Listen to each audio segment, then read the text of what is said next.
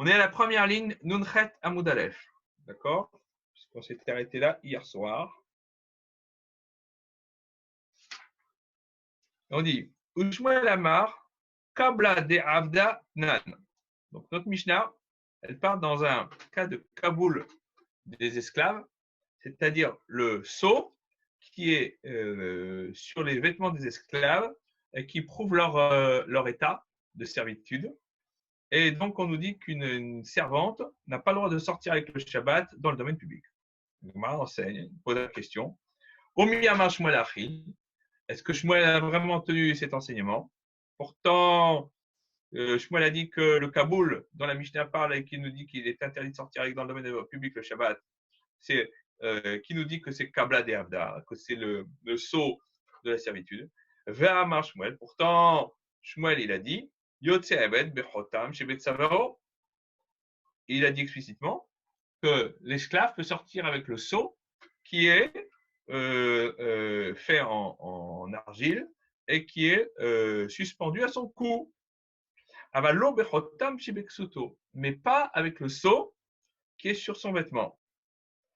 Alors pourtant, le sceau que l'esclave porte sur son cou, c'est vraiment ce qu'on appelle Kabla de Abda.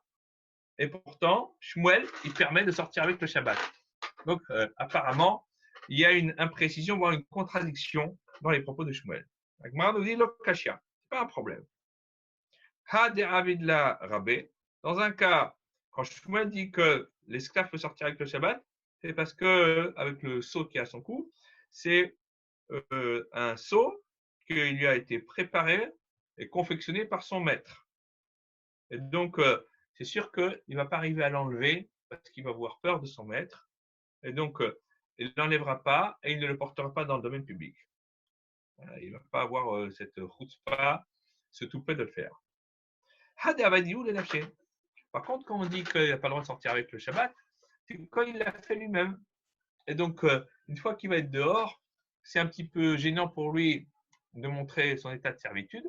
Donc, il va naturellement, ou même sans s'en rendre compte, enlever ce vêtement avec ce sceau de servitude et il va le porter dans le domaine public, c'est interdit. Dans quel cas peut-il dire que l'enseignement de Shmuel s'applique quand il dit qu'il est permis pour un esclave de sortir dans le domaine public le Shabbat avec un sceau suspendu à son cou, un sceau de servitude. Est-ce que si c'est celui que son maître lui a fabriqué, alors le sceau qui est dans son vêtement, pourquoi est-ce qu'il n'aurait pas le droit? Je veux dire, son vêtement ou au cou, on ne voit pas la différence. Alors, la Gemara dit, peut-être le sceau va se casser de lui-même du vêtement, et il va tomber par terre, et il va se casser. Au mirtat, et l'esclave, il va avoir peur de son maître, parce qu'il va dire, oula, pourvu qu'il ne pense pas que je l'ai enlevé délibérément. Et donc, qu'est-ce qu'il va faire? Il va le plier et il va le mettre sur ses épaules pour cacher la chose. Hein, il va l'enfouir dedans et il va rentrer ni vu ni connu à la maison avec. Keder Rabbi Yitzchak bar Yosef, comme l'enseigne Rabbi Yitzchak bar Yosef, d'Amar Rabbi Yitzchak bar Yosef, car Rabbi Yitzchak bar Yosef me dit Amar Rabbi Yochanan, en nom de Rabbi Yochanan. Alors, on doit être à peu près à la 10e ligne depuis en haut, hein, pour ceux qui arrivent en cours de route. Ayotse betalit mekupelet, celui qui sort avec un vêtement. On oublie trop souvent que talit, avant d'être un vêtement rituel, dans l'hébreu de la Mishnah et de la Gemara, c'est un vêtement. Donc, c'est un vêtement, quel qu'il soit. Donc, on peut sortir avec un vêtement plié le Shabbat, ou monachatlo al ketafav le Shabbat, et qui lui est posé sur ses épaules. Donc, il s'est enveloppé avec, il l'a mis sur sa tête, et il a mis les bords qui couvraient tout son corps, et il l'a mis sur ses épaules. Hayab hatat. Pourquoi?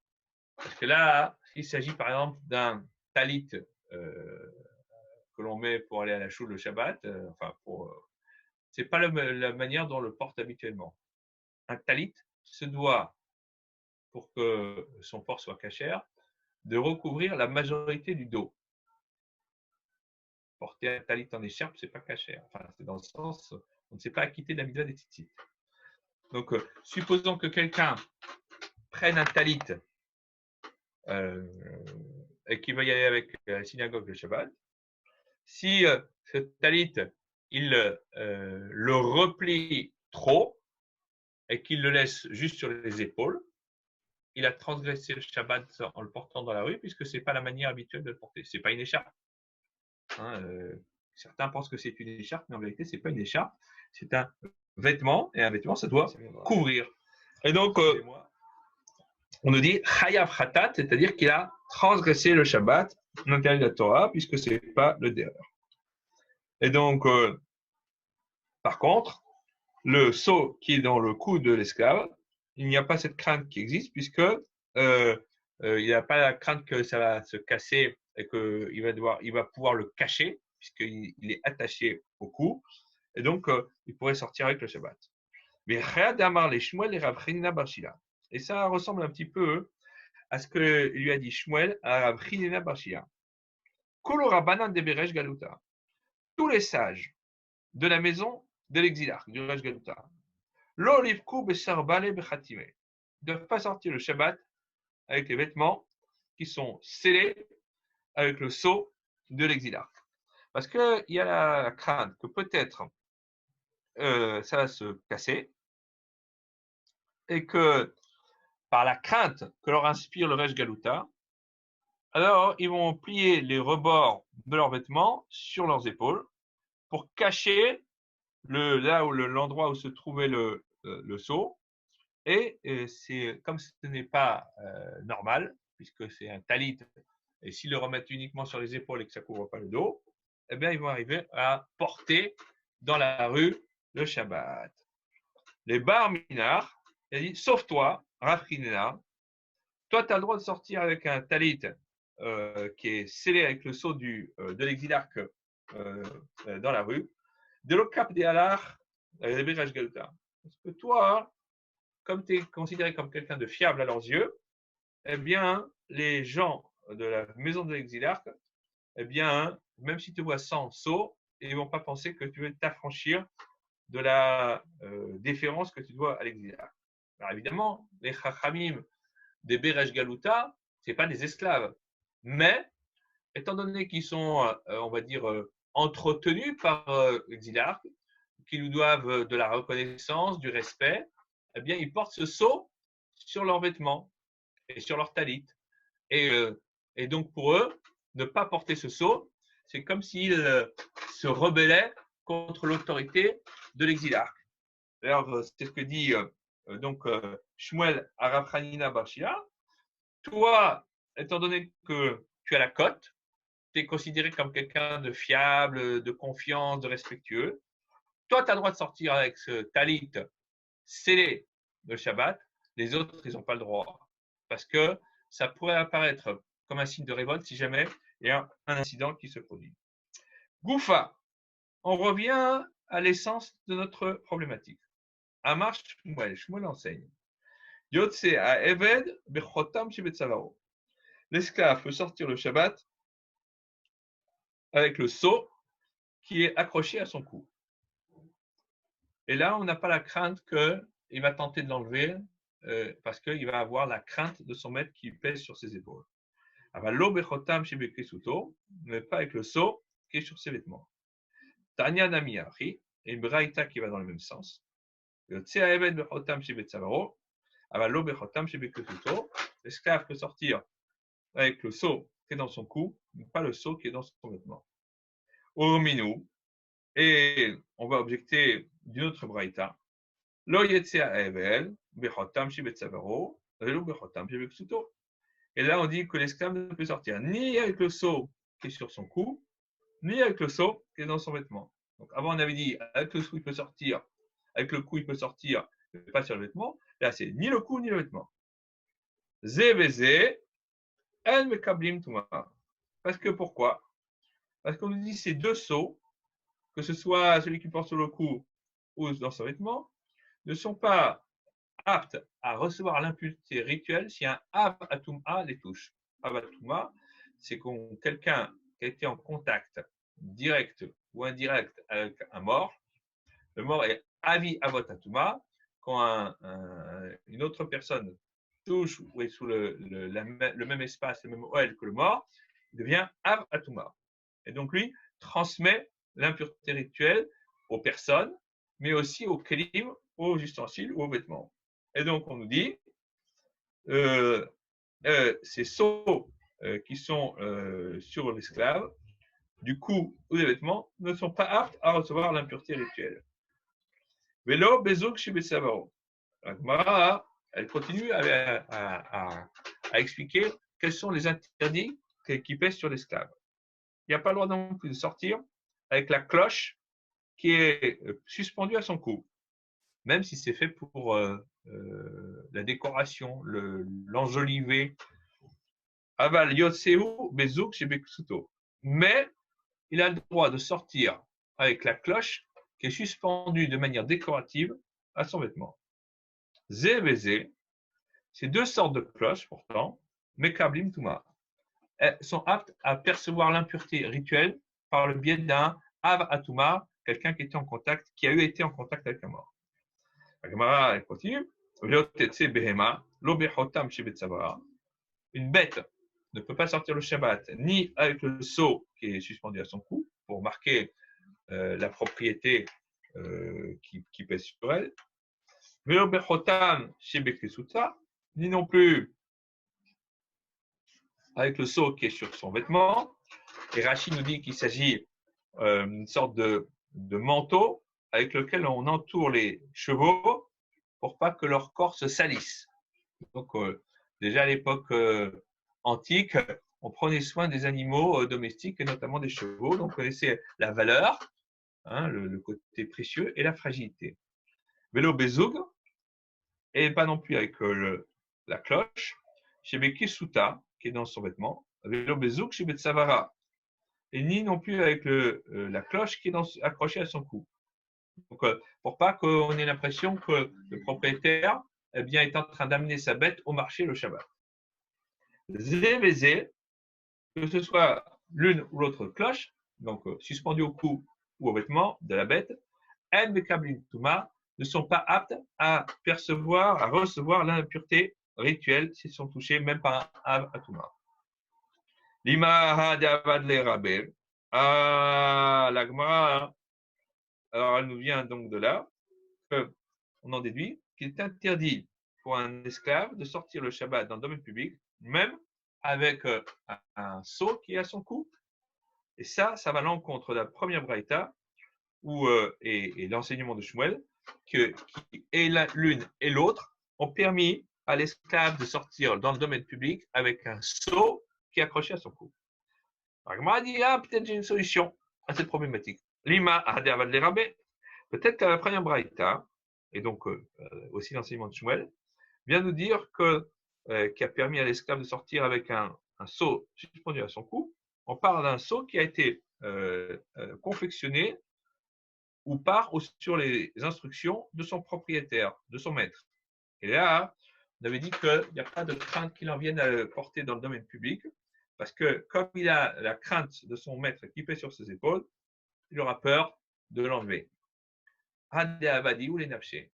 Et quand on dit qu'il ne peut pas sortir avec, c'est parce que c'est lui-même qui l'a fabriqué. Et donc, quand il est au marché, il aura une tendance naturelle à vouloir escamoter le sceau pour ne pas montrer à tout à chacun son statut qui est celui d'être un esclave, un Eved. Alors, on dit non, on ne peut pas dire comme ça. Il dit d'Avadle Rabé. Dans un cas comme dans l'autre, on parle d'un sceau qui a été fabriqué par son maître. Mais calme, dans la seconde braïta, qui interdit à l'esclave de sortir avec un sceau sur le cou le Shabbat, on parle Shel Materet, avec un sceau en métal. Et parce que, étant donné que c'est un sceau qui a une certaine valeur, avant c'est des sceaux en argile, là c'est un sceau en métal, alors c'est sûr que le patron ou le maître, il va être à cheval sur le fait que l'esclave ne lui perd pas. Ça, c'est une matière qui vaut de l'argent, c'est le cas de dire. Et donc là, on a le droit d'avoir une crainte que si jamais ça tombe, l'esclave va se sentir obligé de le ramasser pour ne pas occasionner une perte matérielle à son maître et donc avoir des sanctions à cause de ça.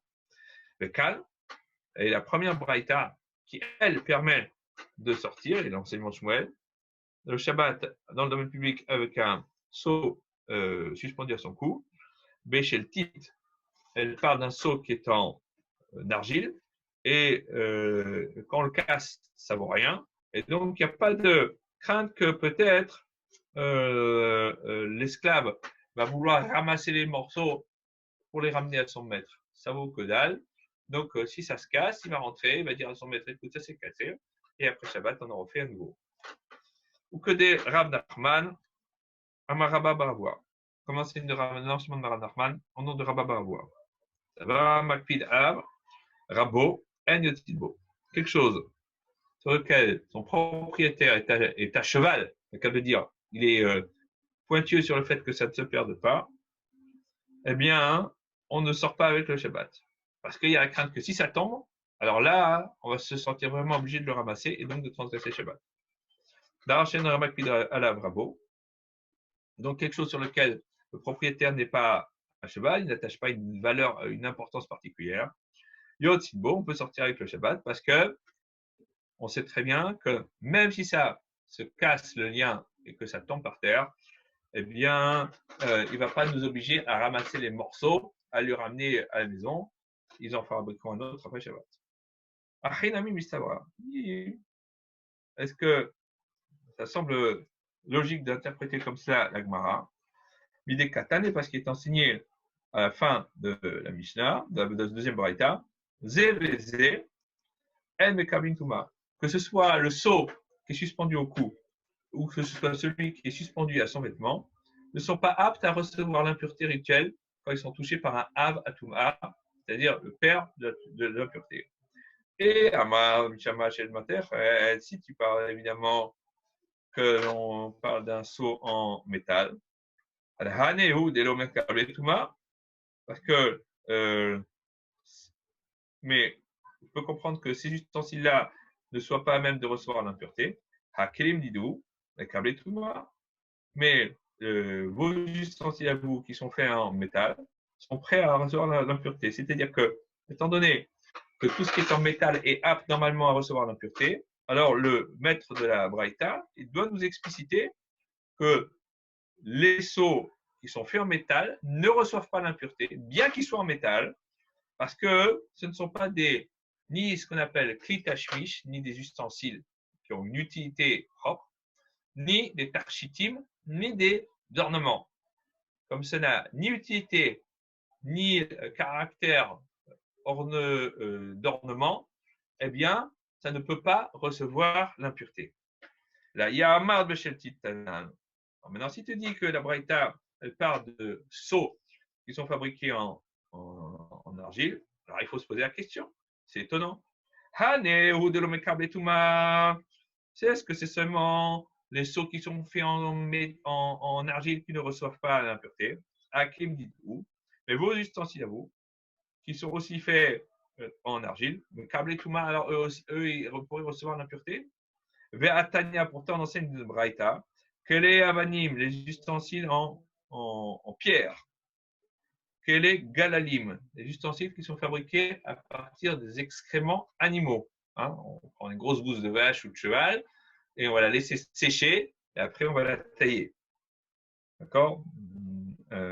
Bouse de vache. Ou clé adama. Ou alors des ustensiles qui ont été fabriqués à partir du modelage de la terre. Donc l'argile, la poterie, tout ce que vous voulez.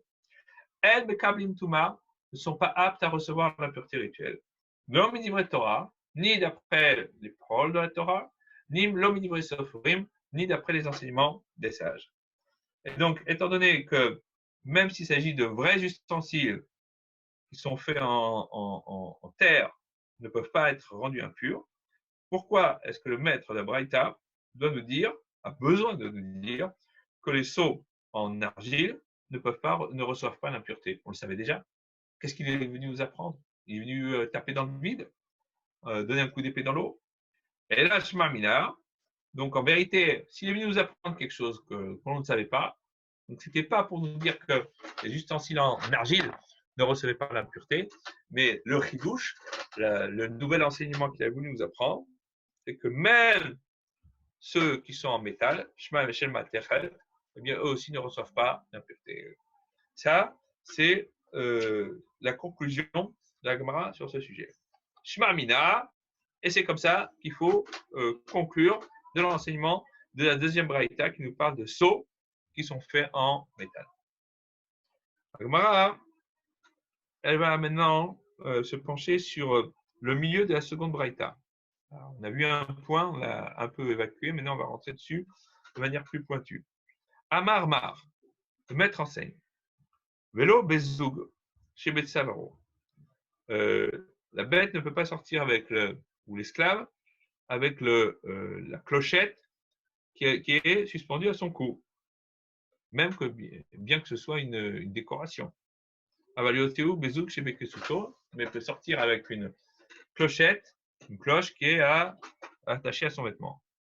Zouk chez Betsavaro Amayo. Pourquoi est-ce que l'esclave n'a pas le droit de sortir avec la clochette qui est à son cou ou Shabbat? C'est pourtant une décoration, c'est un tarchit. Donc, normalement, il a le droit de sortir avec quelque chose qui est là pour l'embellir. Dilma Mifsik. On a la crainte que peut-être le lien va se casser. Atal et Atouye, et qu'il en vienne à porter la cloche parce que ça vaut de l'argent. Il va avoir peur que son maître lui passe un savon et il va le porter dans le même public le Shabbat. Alors, la Gemara dit Zouk Jebekzudonami. Alors, dans ce cas-là, si c'est ça la crainte, alors pourquoi est-ce qu'on n'a pas la même crainte avec la cloche qui est attachée à son vêtement? On dit la cloche à son vêtement aussi, c'est pareil. Et Hojima Michikati Atouye, on peut craindre aussi que ça se casse le lien et qu'il en vienne à le porter. La Gemara dit Achabema Yaskinan. Ici, dans quel cas parle-t-on? Des Micha Be Mumcha. Alors, on parle dans un cas où la cloche a été cousue au vêtement par un professionnel et il n'y a pas de crainte que le lien se casse. Ou que des Ravuna Bere des Rav Yoshua, comme l'enseignement de Ravuna, le fils de Rav Yoshua, la Ravuna Bere des Rav Yoshua, car c'est ainsi qu'il a enseigné Ravuna, le fils de Rav Yoshua, Kol Shiuaru, tout ce qui est tissé, Lo Gazrou. Les Khamim n'ont pas craint. Donc, c'est-à-dire que quand on a fait un vrai lien, c'est intimement attaché au vêtement, il n'y a aucune crainte que la cloche se détache. Il faudrait vraiment que ce soit la faute à pas de chance. Eh bien, dans ce cas-là, il n'y a pas de crainte des Khamim et il peut sortir avec le Shabbat. Amarma, le maître enseigne dans une braïta. L'autre est Tsebema, Bechotam, Shibetsavara, Bechotam, Shibetsuta. Vélo bezouk chez Betsavara, vélo bezouk chez Bitsuta. Une bête ne peut pas sortir le Shabbat ni avec le seau qui est attaché à son cou, ni avec le seau attaché à ses vêtements, ni avec la cloche attachée à son cou, ni avec la cloche attachée à son vêtement. Parce que on ne veut pas que le propriétaire, et là on a l'impression que le propriétaire est en train d'amener sa bête au marché pour la vendre. Zévézé, quelles que soient les sortes de cloches attachées au cou, aux vêtements, El Mekablim Touma, ne sont pas aptes à recevoir l'impureté rituelle parce que ce sont des ornements de la bête et donc ils ne reçoivent pas l'impureté. Ils ne sont pas Mekablim Touma. Vezog de Mehma Mekablim Touma. On dit ah bon, vraiment? Une cloche d'une bête ne reçoit pas l'impureté. Ominu pourtant un objet. Zog chez Benma Temea. La cloche d'une bête qui est donc suspendue au cou d'une bête, elle peut recevoir l'impureté rituelle. On tourne la page. Véchel Delet. Et la cloche qui est suspendue à la porte de la maison, Théora. Elle est pure dans le sens, elle ne peut pas recevoir l'impureté. Parce que la porte est fixée dans le sol. Et donc tout ce qui est Kavua Bekarka, fixé dans le sol, n'est pas apte à recevoir l'impureté rituelle. Donc là, ça ne s'appelle pas un keli, un ustensile, ça s'appelle un binyan, une construction. Et donc là, on est couvert, c'est du béton, c'est le cas de le dire. On dit Béchedel, Vassalou les Beima. Non, si je prends la cloche qui était préalablement utilisée pour la porte et je la recycle et je la suspends au cou d'une bête. Téméa, alors elle peut être de nouveau apte à recevoir l'impureté. Chez le Bema, si je prends la cloche d'une bête, Veasao les délète et je l'ai recyclé pour une porte. Bien qu'il est attaché à la porte et qu'il a fixé avec des clous, c'est-à-dire que vraiment, il a bien fixé. Il n'a pas mis un morceau de scotch et il s'est sauvé. Il a vraiment fixé et que ça fasse partie corps avec la porte. Ça, mais si la cloche était impure au préalable, elle reste dans son état.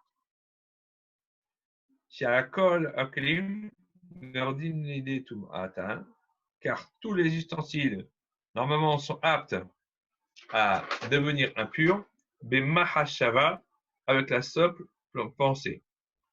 Le enolim atan, mais il ne peut pas se dégager de cette impureté, et là, que par le biais d'une action qui va changer la qualité ou l'aspect de l'objet. Et donc, c'est exactement ce qui se passe ici. Avant, c'était la cloche d'une bête apte à recevoir l'impureté. Elle la reçoit, on la prend et on la fixe à une porte. Ouais, mais la porte, on n'a rien fait. On a fixé avec des clous, elle est super bien fixée. Mais elle n'a pas perdu sa qualité préalable de cloche de bête. Donc, qu'est-ce qu'il faudrait? Il faudrait casser la cloche avant de la fixer à la porte. On casse la cloche, on la refait. On fait quelque chose qui va nécessiter un maassé, une action qui va redéfinir l'objet. L'objet reste comme il était avant. C'est pas parce que je le change de destination que je vais pouvoir le rendre pur. C'est pas suffisant. En vérité, c'est pas un problème. Ah, la seconde braïta. Il nous dit que la cloche de la bête est apte à recevoir l'impureté. Elle part d'une cloche des Ikla Einbal, qui a un battant, Daniel, comment ça s'appelle le truc qui est à l'intérieur de la cloche?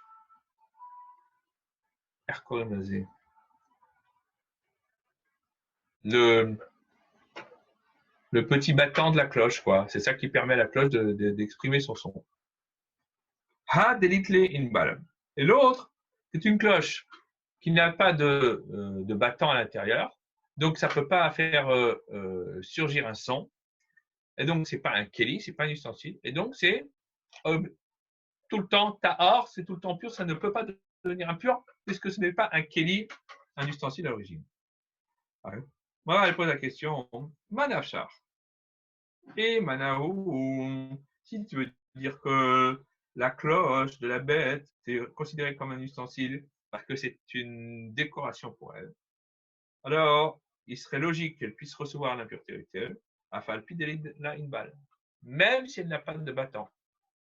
Même s'il n'y a pas de battant sur la cloche, même si la cloche ne fait pas son office de faire du bruit, le simple fait qu'elle soit là, eh bien, elle a sa fonction décorative, eh bien, elle est décorative, elle est là pour ça, ok, alors elle peut recevoir l'impureté. Il lave manahu. Et si tu dis que c'est pas un ustensile parce qu'il lui manque le battant de la cloche, on ne peut pas entendre de son, c'est une cloche qui est destinée à être muette. Une balle, je vais la mana. Alors, est-ce que c'est le battant qui va la rendre un keli, un ustensile? C'est-à-dire, est-ce que tu penses que vraiment c'est suffisant? Si c'est une décoration, on n'a pas besoin du battant. Et donc, le battant, en vérité, est quelque chose de quasiment superflu pour la cloche. Puisque le but, c'est de décorer le vêtement ou de décorer la vache. Il dit, en vérité, le battant, c'est ça qui va faire que la cloche va devenir un keli, un ustensile. Car Rabbi Shmuel bar Nachmani Amar Rabbi Yonatan. C'est ainsi que l'enseigne Rabbi Shmuel bar Nachmani au nom de Rabbi Yonatan. Amar Rabbi Shmuel bar Nachmani Amar Rabbi Yonatan. Car Rabbi Shmuel bar Nachmani a dit au nom de Rabbi Yonatan, Minayin mishmi akol bekli matechot sheutame. Qui nous d'où sait-on du verset qu'un ustensile en métal qui est prêt normalement à faire entendre des sons, qui devient apte à recevoir l'impureté rituelle et être considéré comme un keli, comme un ustensile. Chez Neymar, on apprend du verset Kol davar asher yavo ba'esh ta'aviu ba'esh. Donc là-bas, part dans la paracha Pinchas, oui, de la guerre contre Midian, et c'est de là-bas qu'on appelle qu'on apprend les règles de la cachérisation des ustensiles. Alors, on nous dit notamment que tout ce qui est passé par le feu doit repasser par le feu, tout ce qui est passé par l'eau doit repasser par l'eau chaude, ça va de soi, et qu'une fois que ce processus de cachérisation des ustensiles a été effectué, Arbemenida itrata, on se doit en plus, comme il s'agit d'ustensiles qui ont été fabriqués ou qui ont appartenu à des non-juifs, de les immerger dans un migvé pour leur conférer le caractère spirituel qui convient à la table juive. Donc, oui, tout ce qui est passé par le feu doit passer par le feu et sera purifié. Donc, le mot davar, qui est au début du verset, est superflu. Parce qu'on aurait pu dire kol asher yavo ba'esh, tout ce qui passe par le feu. Et là, on dit kol davar, toute chose, à filou les dibourgs. En vérité, la dracha, l'interprétation, c'est quoi? C'est que même quelque chose qui n'est que pour la parole, donc dibourg, c'est la parole ou l'entendement d'un son. Faire sonner la clochette, c'est ça qui donne déjà une chashivut, une importance à la chose. Yavo ba'esh, il passera par le feu. C'est-à-dire que, et la suite du verset, c'est il devra être trempé dans les eaux de la Nida. Et donc, c'est le migvé. Donc, on déduit de là que tout ustensile qui, même si c'est un ustensile qui n'a comme simple utilité que de faire entendre du son, doit être trempé au migvé. Et donc, comme le verset nous parle de la purification au migvé, ça veut dire donc dire que cet ustensile, si on le trempe au migvé, c'est qu'il est susceptible de recevoir la toum'a, l'impureté rituelle. Et donc, il sert à l'homme par le son qu'il émet. Donc, c'est un keli, dans le vrai sens du terme. Et alors, parce que quand, par exemple, la bête, elle fait entendre le son de sa cloche quand elle marche, hein, on sait, les propriétaires, ils savent où la retrouver. À l'époque, on n'avait pas les GPS, on n'avait pas de puces, espions.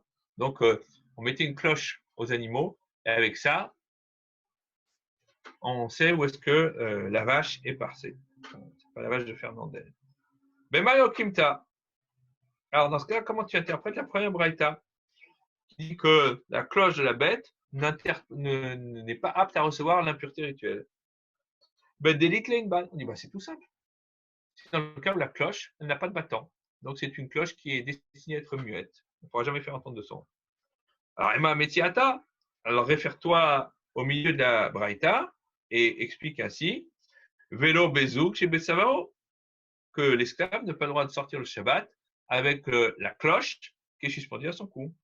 Valiotseo Bezouk chez Betsuto, qui peut sortir avec la cloche qui est suspendue à son vêtement. Et là-bas, on nous dit Zé, les deux cas de figure, la cloche, cou de l'esclave ou manteau de l'esclave, mais Kablin Touma, ils sont aptes à recevoir l'impureté. Idélitli Inbal, alors, Mim et Kablin Touma, alors si tu parles d'un cas où la cloche, elle n'a pas de battant, alors est-ce que tu penses vraiment qu'ils peuvent recevoir l'impureté rituelle? Au minou, on objecte. Alors, c'est Zagil les martéchettes, celui qui fait des cloches pour la martéchette, c'est-à-dire c'est avec ça que l'on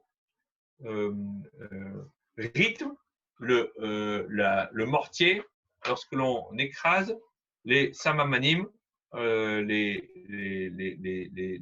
encens pour les kétorettes, les herbes pour les encens qu'on amène au Beth Amikdash au temple. Et donc, puisqu'il est marqué dans la Mishnah, les fichiers à col, il y a fait la bessamim.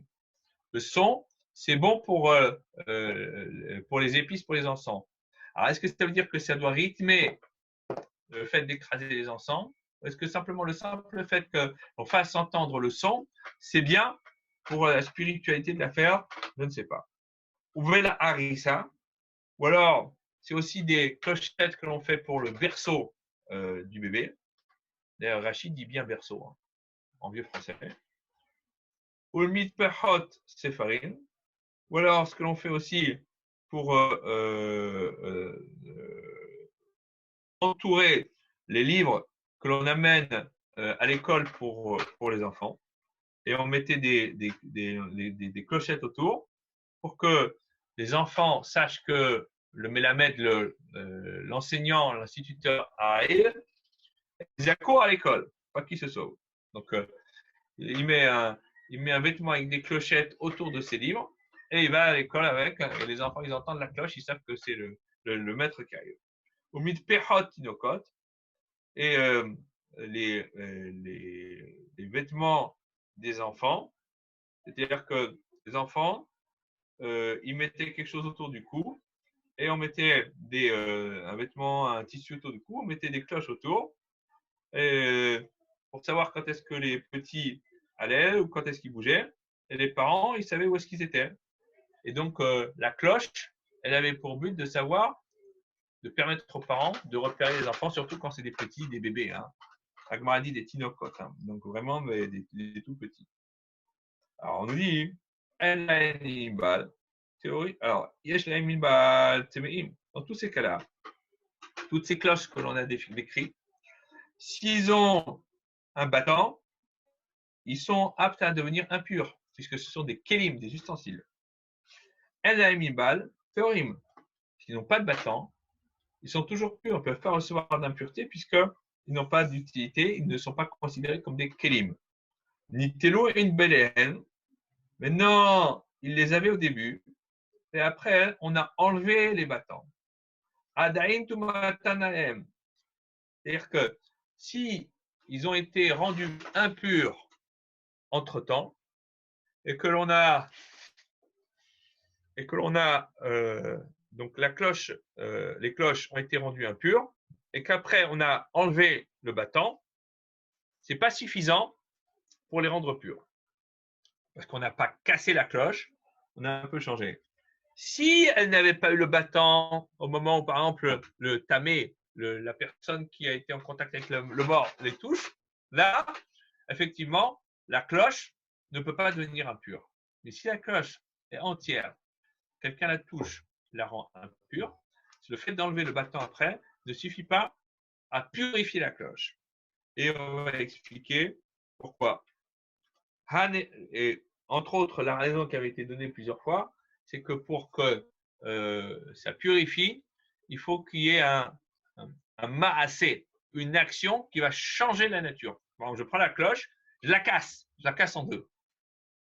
Je la casse en deux, terminé, là, elle n'est plus tméa, elle n'est plus impure. Après, je la refonds ou je la ressoude, je refais une nouvelle cloche. Ça, c'est un ma'asé, c'est une action qui va changer la nature de la chose. Et là, effectivement, la cloche va être pure. Mais si j'enlève le battant, c'est rien du tout. Donc, c'est pas suffisant.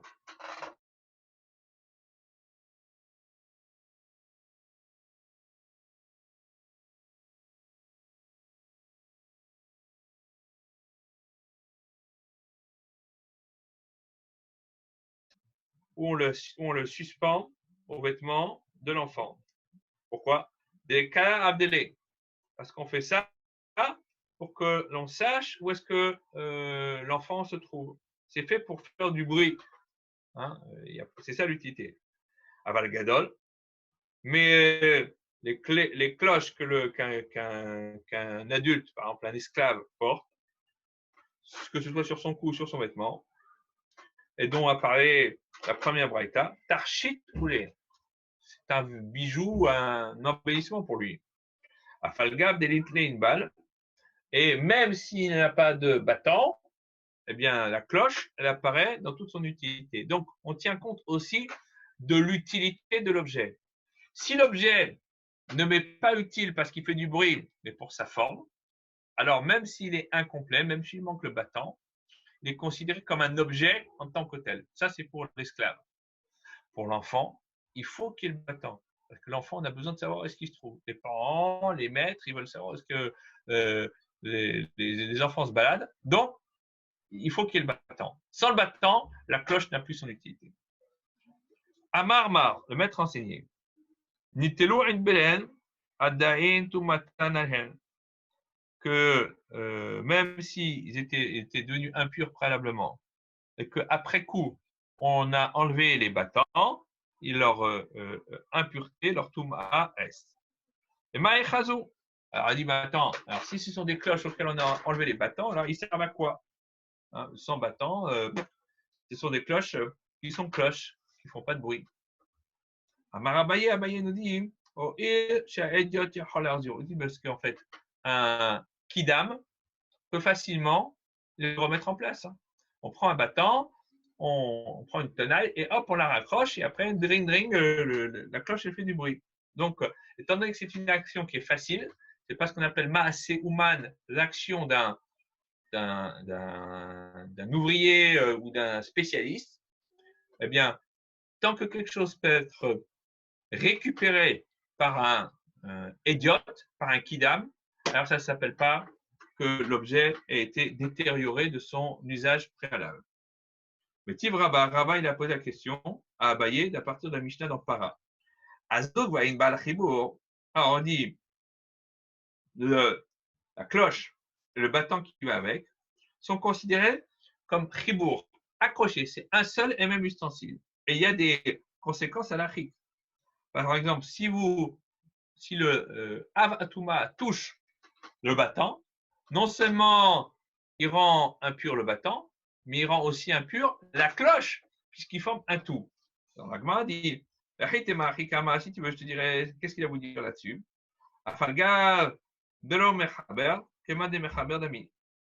Que même si c'est au moment où la cloche et le battant ne sont pas attachés ensemble, on va considérer que c'est comme s'ils étaient attachés ensemble, et le fait qu'ils soient détachés l'un de l'autre, eh bien, ça n'est pas le cas. Alors, il m'a dit, attends, pourtant on a enseigné une braïta, dans une Mishnah, qu'on a vu précédemment, Masporet Shefrakim. Donc, les ciseaux qui sont en morceaux. Les deux ciseaux, le coiffeur, il les met ensemble pour couper les cheveux, et quand il a terminé son boulot, il les défait et il les range comme ça. D'accord? Veizmal chez Ritani, et la lame du rabot. Le rabot,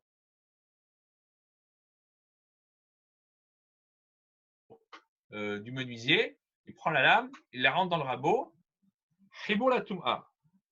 de la même manière qu'ils sont attachés ensemble, ils sont considérés comme un seul ustensile pour percevoir l'impureté rituelle. C'est-à-dire que si ce qui se passe, Daniel, on m'entend? Oui, oui, on vous entend. Parce que ça n'arrête pas de m'appeler, alors c'est pour ça que je me pose des questions, quoi. Ça va? Très bien. Ok, on va essayer de terminer. Donc, Chibur la Tum'a, En Chibur la Za'a. Donc, quand ils sont ensemble, ils sont considérés comme un seul ustensile pour recevoir l'impureté rituelle. C'est-à-dire que si le Avatuma il a touché, par exemple, la lame ou le bois, l'ensemble est rendu impur.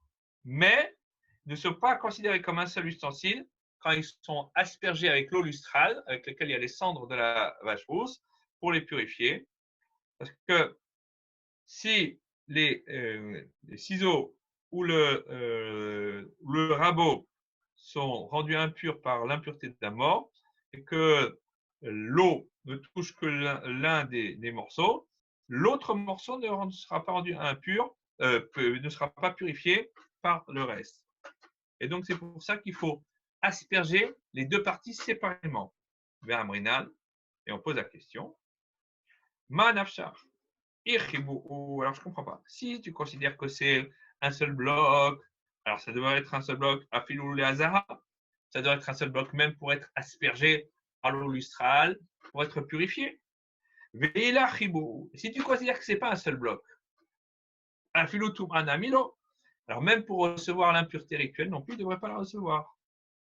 Vamar Rabba, et Rabba, il a dit précédemment, Devar Torah, c'est une règle de la Torah, Beshaat Melacha. Au moment où on a relié ensemble les morceaux du ciseau, ou alors le rabot avec sa lame, eh bien, ils sont considérés chibour, ils sont considérés comme un seul bloc, une seule entité.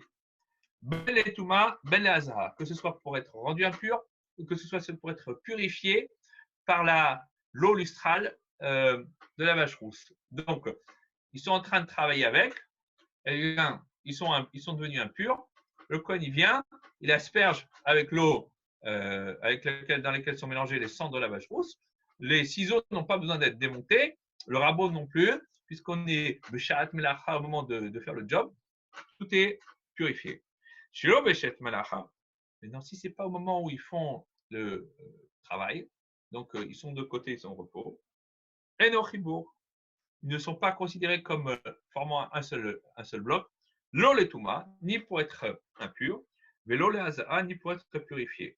Donc ça veut dire que, d'après ça, les ciseaux sont posés, le coiffeur ne travaille pas, il y a quelqu'un qui vient qui a Avatouma, il touche une des deux parties du ciseau, normalement l'autre partie ne doit pas être rendue impure. Mais, et c'est le mec qui fait toute la différence, mais les Chachamim, les sages, ils ont fait une barrière. Et ils ont dit que même lorsque les ustensiles ne sont pas utilisés et qu'ils sont au repos, eh bien, même si une des deux parties simplement a été rendue impure, l'autre partie le deviendra aussi. Pourquoi? Parce que de peur que l'on oublie que c'est la règle aussi quand ils sont en train d'être utilisés et que l'on vienne à être plus coulant que la règle de la Torah. On dit et concernant l'aspersion au moment où on travaille, pourquoi est-ce qu'on a été plus sévère? Pourquoi? Parce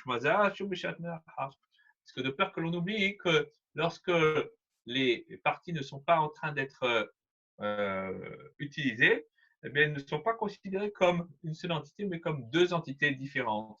Et donc, pour éviter que l'on se trompe, alors on était plus sévère. En deux mots, les Khamim ont été plus sévères et à l'aller et au retour, et pour l'importer, pour la purification, parce que de peur que l'on oublie et que l'on se trompe. Et là, ma Rava, et donc Rava nous dit la chose suivante, et on va juste à la page d'à côté, Nuntet Amud Aleph, alors pourquoi est-ce que la cloche de l'enfant dont on a pris le battant, on considère qu'elle est encore impure? Parce qu'on peut la faire sonner en la frappant sur un morceau d'argile. Et donc, c'est pour ça qu'on dit qu'un ustensile qui a été cassé, normalement, l'impureté disparaît. Ça, c'est seulement s'il est cassé de telle sorte qu'on ne puisse pas l'utiliser.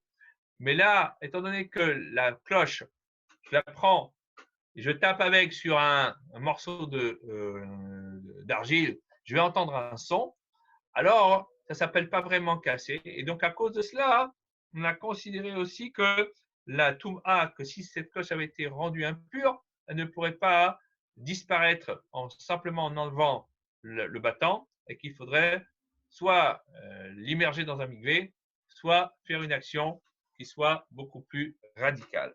Fin du DAF d'aujourd'hui.